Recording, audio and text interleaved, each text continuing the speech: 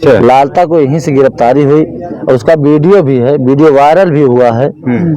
दिखाया गया कि आजमगढ़ से उनका गिरफ्तारी हुआ है, लेकिन गिरफ्तारी उनके घर में से हुआ है। इतना सब मोहल्ले के लोग डर रहे थे कि एक घर में गर्दन काट के उनके लालता ने बैठा था, कोई डर के मन में बोल नहीं पाया।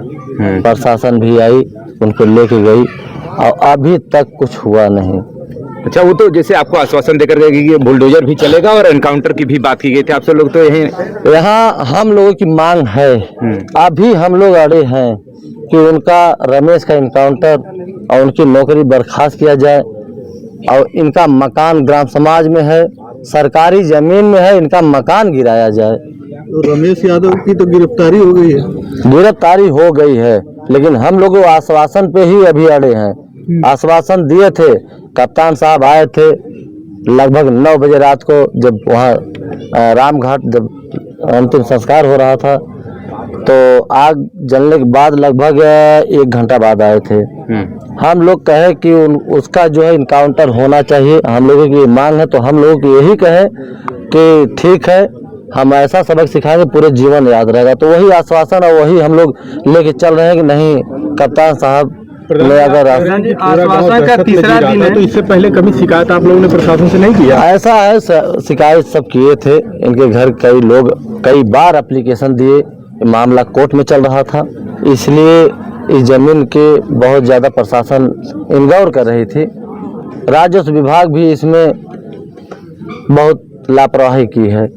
नहीं, गांव के प्रधान हैं, वर्तमान प्रधान हैं, तो क्या आप भी दहशत में थे क्या उनसे? नहीं, हम दहशत में नहीं थे। ऐसा था कि हम ये सोच रहे थे कि दोनों को बैठा के मामला को शांत कराएं। नहीं, अवैध कब्जे की जो बात है, ग्राम समाज की जमीन उसने हड़प किया था ना, इस शिकायत आपने कभी किया प्रशासन से या राजस्व? नहीं, प्रशासन से, राजस्व विभाग से, सब लोग से किया था, बताए थे। जब बुलाया, आजीआरएस भी हमारे जो है रामजस वकील साहब डाले थे, उसका भी सुनवाई नहीं हुआ। पैसा, इतना पैसा था कि पैसा दे के दाब दे रहा था।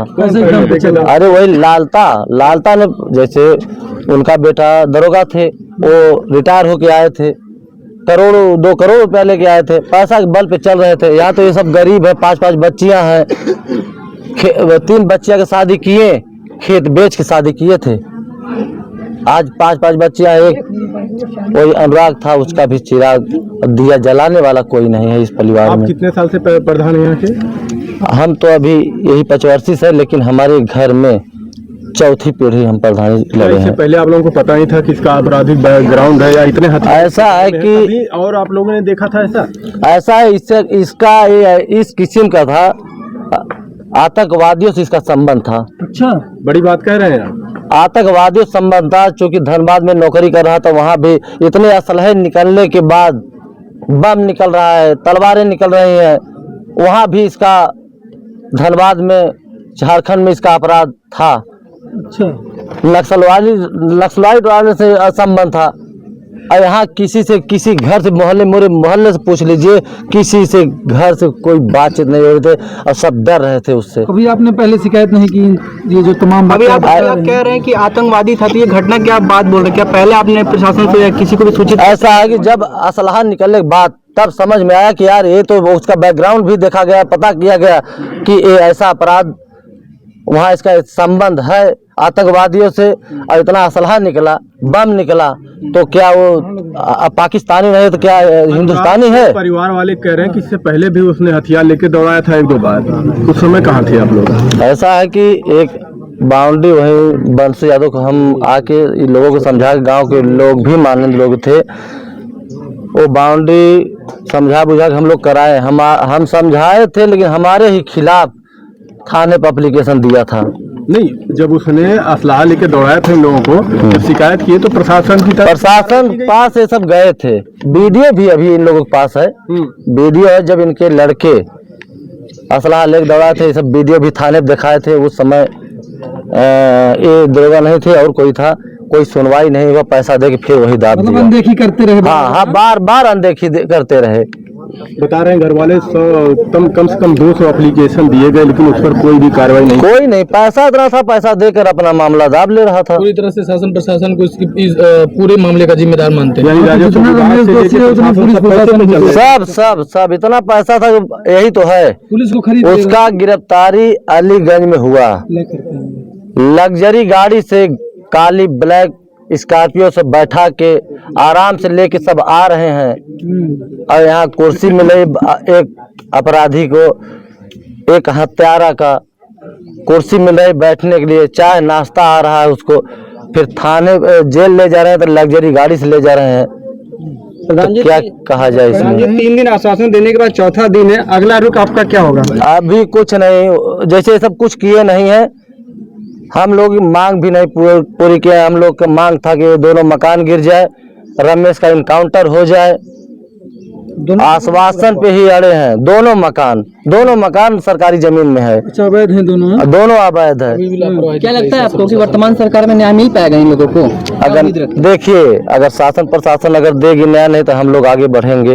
हाई कोर्ट, सुप्रीम कोर्ट, मुख्यमंत्री नहीं चला था, मुख्यमंत्री, प्रधानमंत्री, राष्ट्रपति तक हम लोग जाएंगे। अगर नहीं न्याय मिला तो हम लोग भी इंतजार करें बाबा जी के बुलडोजर कब आएगा। आज तीसरा से चौथा दिन है, आज उनका इंतजार है कब तक वो आएगा, और नहीं आया तो हम लोग आगे बढ़ेंगे। राजस्व विभाग की टीमें यहाँ आई थी। क्या करके गई? आई थी। पैमाइश वगैरह हुई कुछ इस समय? नहीं, इस समय कुछ नहीं हुआ। अच्छा, हम तो कहे कि जितना इसका मकान है, इसको नापिए कितने में है, इसको ध्वस्तीकरण कराया जाए। आप तो प्रधान हैं, आपका तो ये दायित्व बनता है। डीएम साहब कहे थे, करवा सकते हैं लेखपाल के माध्यम। डीएम साहब कहे थे प्रधान जी लिख के दीजिए और हो जाएगा, आश्वासन दिए थे। बिल्कुल, आप भी तो हम तो कहे कि हम लिख के तुरंत देंगे। ग्राम समाज में हम नपाए भी हैं इसको कई बार कि कितना नंबर कितना बड़ा है, तो पूरा ग्राम समाज में इसका मकान बना हुआ है, और हम लिख के देने के लिए 24 घंटे तैयार हैं कि लिख के देने के लिए। अवैध में बना हुआ है। चलना चाहिए। हाँ, बुलडोजर चलना चाहिए, तभी न्याय। हम लोग दिवाली के समय में जो है घर का चिराग चला गया, ठीक है, अब चलिए न्याय मिल भी जाता है, उसके साथ साथ और क्या चाहते हैं इनके परिवार के लिए, और क्या क्या? अच्छा, देखिए, हम ये चाहेंगे 5 बच्चियां हैं, जो बच्चा एक खिलाड़ी है उसको नौकरी दें। सरकार से यही अथवा है, शासन से प्रशासन से यही है कि जना अपना माता पिता का, अपने बहन को खिला जिला सके। चलिए बस करिए। आपका बहुत बहुत धन्यवाद प्रधान जी। लीजिए।